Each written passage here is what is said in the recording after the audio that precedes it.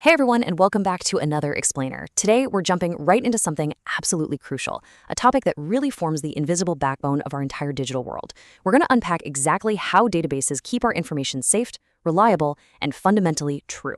If you've ever wondered how these massive systems handle literally millions of requests without just descending into total chaos, well, you're in the right place. Let's get started. So, to ground this, I want you to picture a what-if scenario. Think about what actually happens if an e-commerce platform processes an order for a product that, well, doesn't even exist. Or what if your bank account balance drops below zero because of some weird system glitch? How about a social media friend request that gets routed to a totally deleted user profile?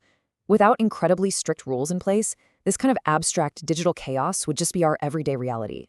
Okay, let's dive into this. Because the reality here is honestly kind of staggering. According to a recent report, a massive 67% of organizations do not completely trust the data they use for decision making. 67%. Bad data is basically the ultimate villain here. It causes operational doubts, terrible customer experiences, and incredibly costly errors. Bottom line, if you can't trust your data, you absolutely cannot trust your system. So, here's our roadmap for today. First, we'll cover the chaos of bad data. 2, the guardians of data integrity. 3, handling constraint violations. 4, what happens when basic rules fail. And finally, 5, we'll explore the distributed data frontier. Starting off with Section 1, the chaos of bad data and why application logic just isn't enough. You know, developers absolutely love application-level logic. And I get it. It's flexible, it lives right there in the codebase, and it checks your data before it ever even tries to hit the database. But what if a user bypasses the app entirely? What if someone runs a script directly against the server? If you're only relying on those front-end app checks, bad data is eventually going to slip through, for sure.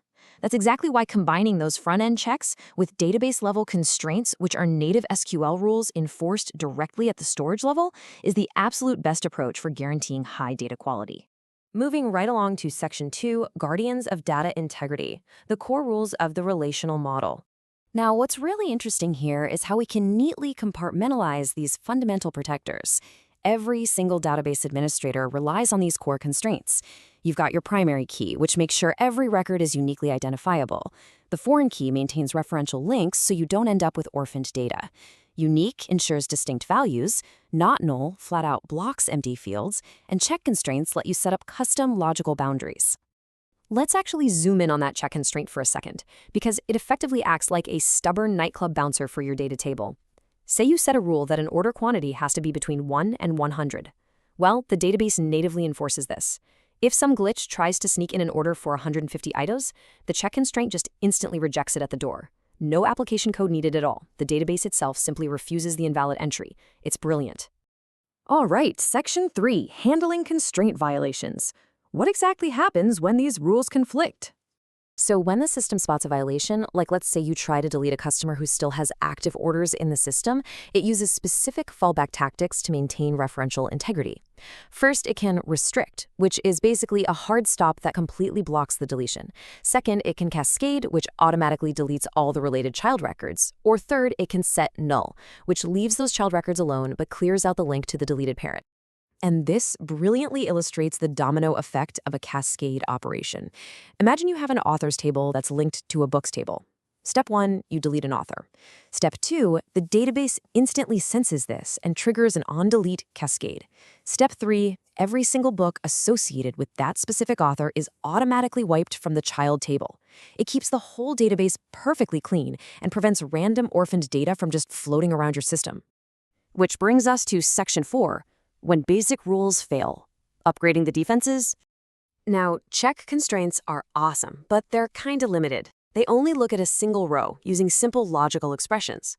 But what if you need to ensure the total sum of values across multiple different tables is completely accurate before you allow an entry? That is exactly where database triggers step in. Triggers are the heavy hitters.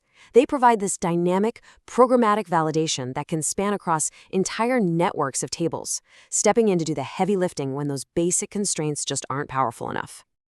And to make sure these complex, multi-step operations don't leave your database in some weird, half-finished state, we use transactions. The absolute key here is atomicity. Think of it like a bank transfer. You have to debit one account and credit another. If the system crashes right in the middle, someone loses money.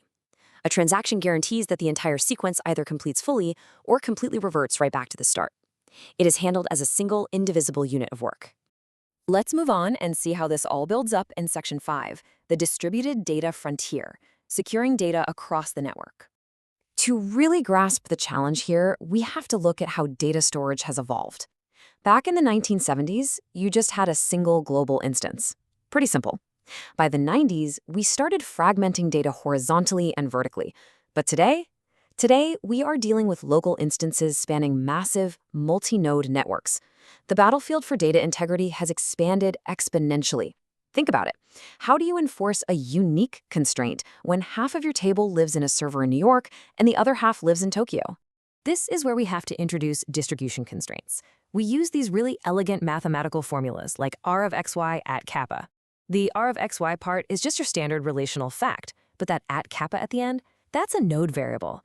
It explicitly tells the database system exactly which computing node or which specific server holds that particular piece of data. Using those exact formulas, architects build incredibly advanced distributed strategies. We're talking range and hash partitionings, co-partitioning constraints, and even hypercubes. Basically, these ensure that related pieces of data, like, say, a sender's message and the receiver's inbox range, are purposefully routed to the exact same local computing node. And the reason that matters is huge. When you query the data, the system doesn't have to constantly reshuffle information all across the globe. It keeps everything lightning fast. But, okay, here's the catch. Actually imposing these distributed constraints involves some intense mathematical difficulty.